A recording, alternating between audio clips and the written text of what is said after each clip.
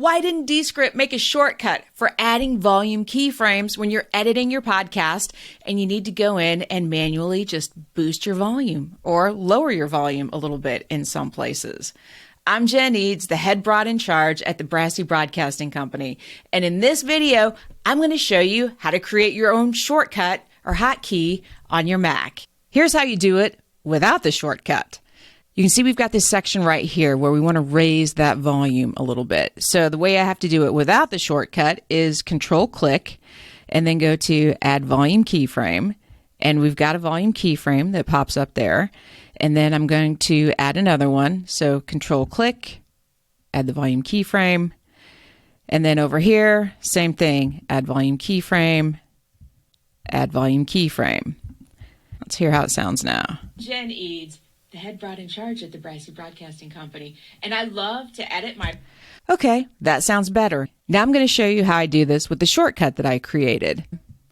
I hit Option Q, and that little plus button shows up, and then I have my cursor where I want to set the first keyframe, and I'm going to put it right here. And then I'm going to scoot over just a little bit because I know I want to make that second one and I want it up a little bit higher and I don't want to have to go back and manually adjust it. So I raise my cursor a little bit, Option Q, hit it again. Then I'm going to come to this spot and do the same thing. Option Q, click, Option Q, click down here. Now I'm going to show you how to make the shortcut. We're going to go up to the Apple icon. We're going to go into System Settings. Then we go to Keyboard. Okay, so we want to add this shortcut into Descript. So I'm going to go here and hit the plus key. And in Application, we're not going to choose all applications because we only want this for Descript. So we're going to go down here and click on that. And in Menu Title, now this part is really important. What you type here has to match exactly how the menu title appears within Descript or the app that you're creating the shortcut for. So we will put Add Volume Keyframe. We couldn't just put Volume Keyframe or this isn't going to work. And then we go down and click and enter our keyboard shortcut. And I'm going to use Option Q. To create your shortcut, you have to use keys that aren't already assigned to a shortcut. Option Q is available. We're going to hit Done. And then you can see that it popped up here in Descript. So we're going to hit Done and exit out of that. And then we're just going to double check it here to make sure that it works.